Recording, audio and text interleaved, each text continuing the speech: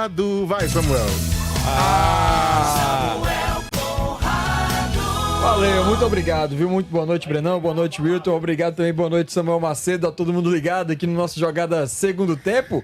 O Vozão que nesta quarta-feira realizou aí o segundo treinamento de olho no Atlético Mineiro. O técnico Léo Condé fala para o seu elenco a questão do sinal de alerta desde o começo do Campeonato Brasileiro. A gente vem frisando isso no time do Ceará, porque o técnico Léo Condé passou isso para todo o seu elenco e hoje, na coletiva de imprensa, o William Machado também citou isso ao longo da conversa junto aos jornalistas. Mas ele, antes disso, falou sobre o jogo contra o Atlético Mineiro, projetou o confronto do Ceará contra o Galo, que vai ter esse jogo aqui, que a gente vai acompanhar agora a conversa com o William Machado. A gente sabe da dificuldade que eles estão passando também, um momento delicado deles, né? Hoje a gente pegando a tabela é um confronto diretíssimo nosso, então a gente sabe que é um jogo decisivo e a gente está encarando assim, né? Vai lá, o William Machado, o zagueiro do Ceará, continua falando aqui com a gente, e ele explicando o duelo, novamente, ele falando do jogo entre Ceará e Atlético Mineiro. A gente sabe da dificuldade que eles estão passando também, um momento delicado deles, né? Hoje a gente pegando a tabela é um confronto diretíssimo nosso, então a gente sabe que é um jogo decisivo e a gente está encarando assim, né? Independente de ser em casa ou fora, a gente vai procurar ir para as partidas decidido a vencer e encarando cada partida como uma final, né?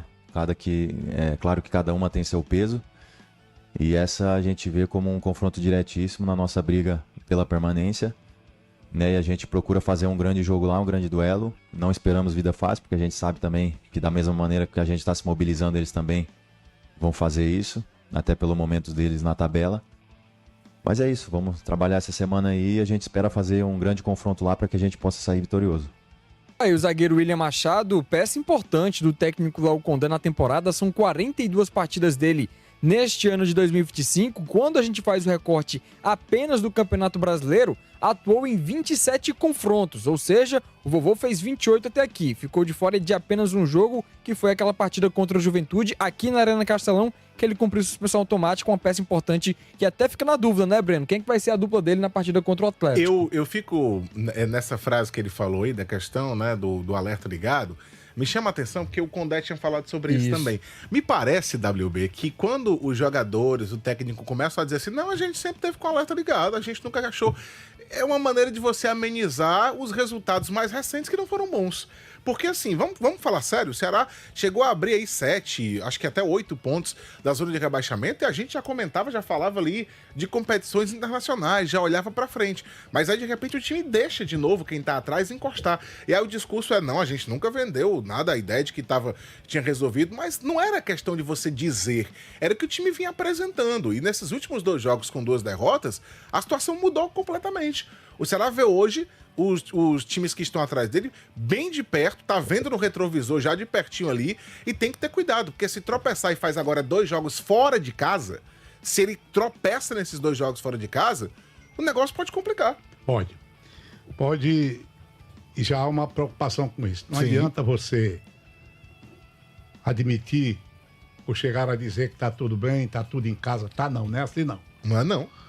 A gente diz, Ceará, 10º lugar, 12º, 13º, tá boa a campanha. Tá boa pelos problemas. Nós sempre repetimos esse discurso aqui, né? Tudo aquilo que o Ceará fez para montar esse time, volta depois de um razoável tempo, pouco tempo, é bem verdade, volta à primeira divisão, e é um retorno onde você vai ter que lidar com prateleiras mais baixas. E por tratar da coisa como negócio assim, não se poderia realmente exigir um super Ceará. Eu compreendo, embora minha ideia sobre Ceará, sobre Fortaleza, pelo que Fortaleza mostrou, seja outra inteiramente diferente. Eu acho que nós precisamos pensar alto. Nós não podemos mais recuar. O que o time do Fortaleza fez durante 4 anos é possível repetir. Nós temos condições para isso. E o time do Ceará, assim como o time do Fortaleza, tem obrigação de pensar mais alto. Essa história de, não, vamos ficar na primeira divisão, não. E acho que esse pensamento é conformista, é ruim, é prejudicial. Aí do 12º, do 13º, de repente, se outros resultados vierem, ele já vai ficar ali perto da zona maldita, aí a coisa vai complicar. Vai complicar. Porque o time do Ceará, ele não cria, digamos assim, uma situação de maior segurança. O time do Ceará perdeu cada ponto safado, que eu vou te contar uma coisa.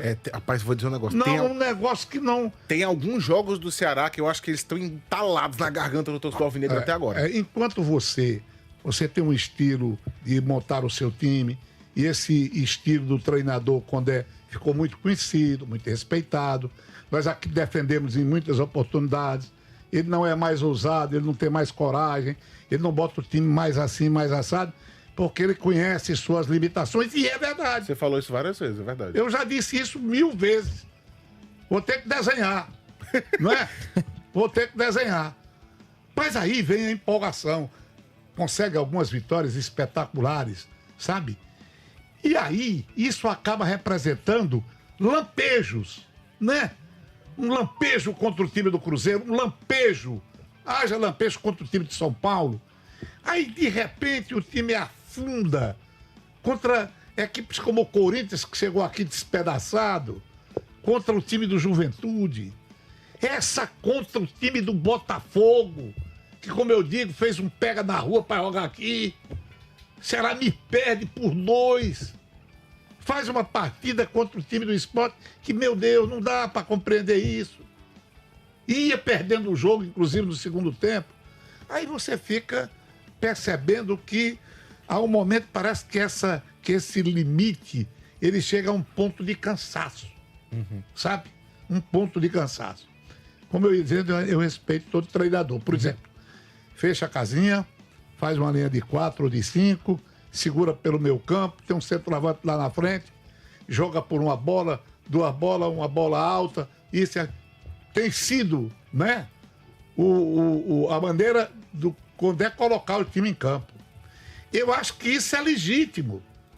Mas eu acho também que é uma coisa muito estática, pouco voltada para uma mudança de estágio tático. Esse é que é o time de Ceará. Ele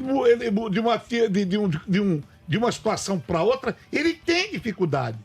Na hora que diz, olha, é para tentar ganhar o jogo, é para propor o jogo, aí ele esbarra em suas limitações. De repente, quando ele é obrigado a mudar, ele tem problemas. Então, eu acho que até certo ponto, a esquematização tática, ela é, como eu disse, perfeitamente legal, legítima. Mas você também não pode ficar numa posição só para sobreviver.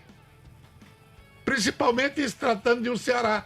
E quando você tem uma posição só para sobreviver, um esquema de sobrevivência, que você desce desse esquema e passa a preocupar por uma queda absurda, se aproximando da zona maldita, aí a coisa complica. Sim. E outra coisa, todo mundo sabe disso.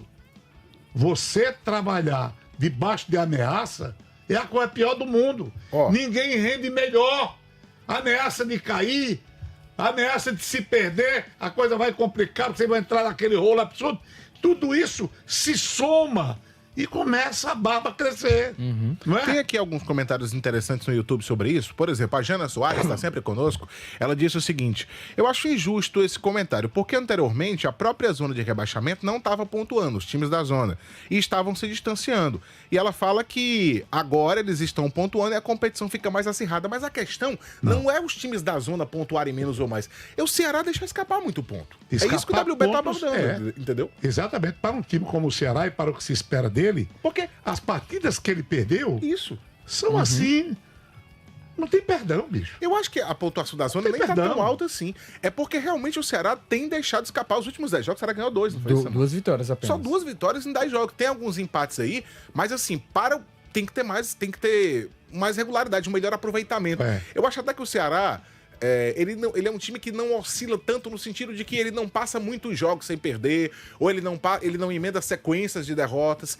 Ele tá sempre buscando um pontinho aqui e ali. Tem bons lampejos. Exatamente. Só que você não vive só disso. Não vive só disso. Não é verdade?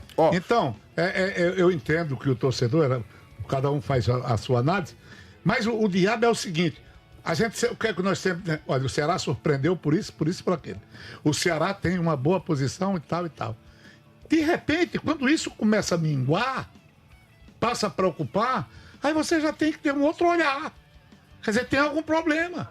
Você chega a uma certa posição e não sustenta essa posição, é um pecado mortal que só se paga com o inferno da derrota. Né?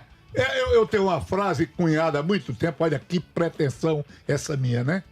Eu sempre tenho gol perdido em determinada situação, que é um pecado mortal que só se paga com o inferno da derrota. E tem derrota, ou tem derrotas, que num determinado momento encaminha o time para uma questão de pecado mortal que ele só vai pagar com o inferno da derrota. É isso que tem que ser visto. A gente tem que ir de acordo com as observações. Se vai melhorando, a gente analisa por que melhorou. Se vai piorando, você vê as deficiências. Ninguém está dizendo nada, sabe, fora do habitual em termos de analisar o time do Ceará. O Romeu tá lembrando aqui que o Ceará, 5 jogos que o Ceará perdeu em casa, se ele tivesse tido um desempenho um pouco melhor, não precisava nem ganhar os 5, né? Se ele tivesse ganhado um, empatado o outro, ele estaria numa outra configuração hoje dentro da classificação. E tem também a opinião aqui do Paulinho Rogério, que ele fala que acha que o que tá acontecendo é uma questão física. Ele acha que a defesa tá falhando, mas que fisicamente algo precisa ser feito. É a opinião do Paulinho ligado aqui com a gente. O torcedor vai participando e você pode mandar mensagem pro 8887-1306, 8887-1306. Na volta eu vou ouvir a galera. Mas eu queria falar pra você agora, com você, que trabalha em supermercado, em mercadinho em Fortaleza. Você é associado ao SEC-VEGAF? Se não é, pode buscar se associar, porque o SEC-VEGAF, aí você vai perguntar, Breno, o que é o SEC-VEGAF? É o Sindicato dos Empregados